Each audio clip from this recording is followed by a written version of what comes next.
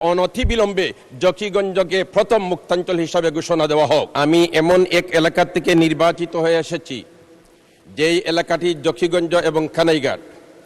এই জকিগঞ্জ সর্বপ্রথম পাক হানাদার থেকে মুক্তি লাভ করে 21শে নভেম্বর, এবং ওই 21শে নভেম্বর বিকাল 4 ঘটিকার সময় শহীদ রাষ্ট্রপতি জিয়াউর রহমান সাহেব করিমগঞ্জ হয়ে এই জকিগঞ্জের কাস্টম দিয়ে জকিগঞ্জে প্রবেশ করেন, এবং জকিগঞ্জে প্রবেশ করার পরে এই জকিগঞ্জে মুক্তিযোদ্ধা যারা ছিলেন ইনাদের একজনের মাধ্যমে ওনাকে সালুটিকর পর্যন্ত পৌঁছে দেওয়া হয়।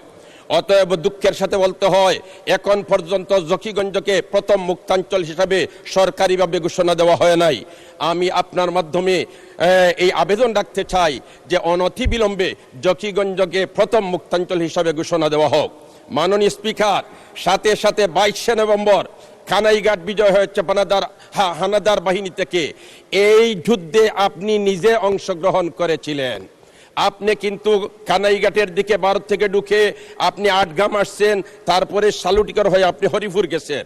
অতএব এই এলাকার সাথে আপনার সম্পর্ক, এই এলাকার জনগণ আপনাকে শ্রদ্ধার সাথে এখন পর্যন্ত স্মরণ করে, কিন্তু প্রথম মুক্তাঞ্চল হিসাবে আজ পর্যন্ত কানাইঘাটকে সরকারিভাবে ঘোষণা দেওয়া হয় নাই। অতএব আমি আশা রাখবো জকিগঞ্জকে প্রথম মুক্তাঞ্চল এবং কানাইঘাটকে দ্বিতীয় মুক্তাঞ্চল হিসাবে ঘোষণা সরকারিভাবে দেওয়া হোক। মাননীয় স্পিকার, আজকে আমি অত্যন্ত শ্রদ্ধার সাথে স্মরণ করতে হচ্ছে 13 খালের 5 মের শাপলা চত্বরের শহীদদেরকে। আমি শ্রদ্ধার সাথে স্মরণ করি 91-তে এই দেশ স্বাধীন করতে যারা রক্ত দিয়েছে, শাহাদত বরণ করেছে, তাদেরকে শ্রদ্ধার সাথে স্মরণ করি। সাথে সাথে 90-এর এই আন্দোলনে যারা অংশগ্রহণ করেছেন, বিশেষ করে 24শে জুলাইয়ের আন্দোলনে যারা শাহাদত বরণ করেছেন, আমরা তাদেরকে শ্রদ্ধার সাথে স্মরণ করি, এবং যারা পঙ্গুত্ব বরণ করেছেন আমি তাদের জন্য দোয়া করি আল্লাহ রাব্বুল আলামিন তাদেরকে সুস্থতা দান করুক।